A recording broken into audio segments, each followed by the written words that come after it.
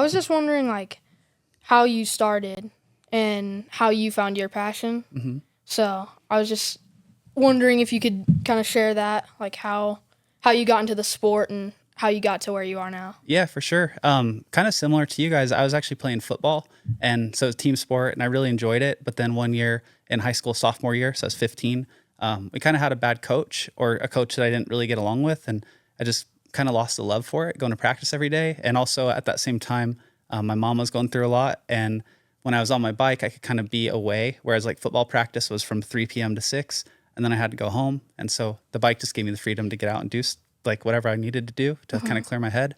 And then I started getting a little bit of recognition for it, probably like you guys do as well, where it's like people see that you're getting better and they're stoked on it. It makes you stoked on getting better, and you just want to keep going. And it just kind of started this kind of snowball rolling down the hill of momentum, and it just kept picking up steam. And we didn't have much money growing up. And so for me, it was basically, how do I make this happen? As far as like, I want to ride bikes. I want to have nice bikes. I want to do cool stuff, but it's expensive. I can't afford it. I can't afford to get to the races.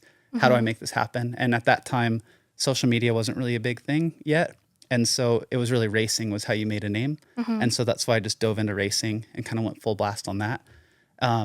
If I was in your guys' shoes now, it's kind of different with social media, because you don't have to necessarily be like the best racer to get a following and start to build a career out of it. Yeah. But I do think what's cool about racing that's lacking from social media is that with racing, it's like a lot of camaraderie where everyone is coming together on the weekends and you see the same people over and over again. And with social media stuff now, it's like you have a lot of internet friends and everyone's kind of spread out everywhere, but you kind of connect online. But it's not the same thing where you're like traveling circus, every weekend you're all hanging out together and bonding. And Yeah.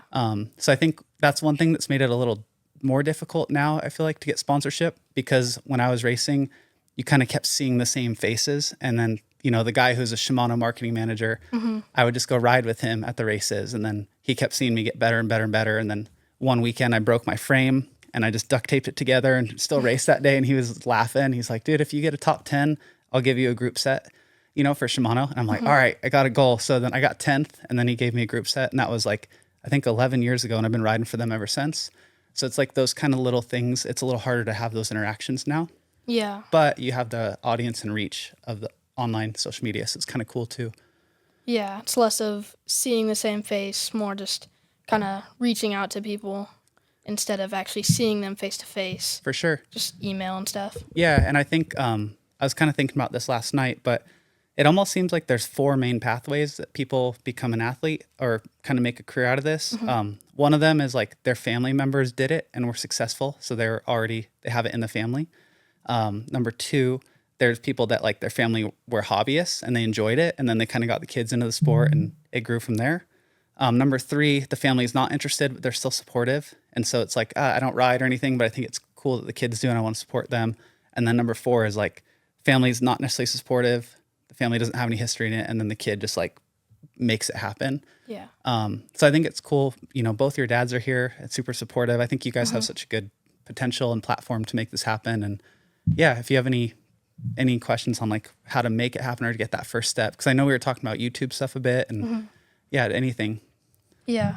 I do think that's like really cool, like back then how it kind of revolved around racing, because I feel like that is understandable because it's more like special. I feel like it, as a company, I'd think that like someone reaching out over like email would be a little bit different than like seeing them in person, having a conversation. So I definitely think that's like a harder aspect of it now. But I also think once you have a big social media following, I feel like companies will see you. And if you do travel, I feel like you could meet them in person.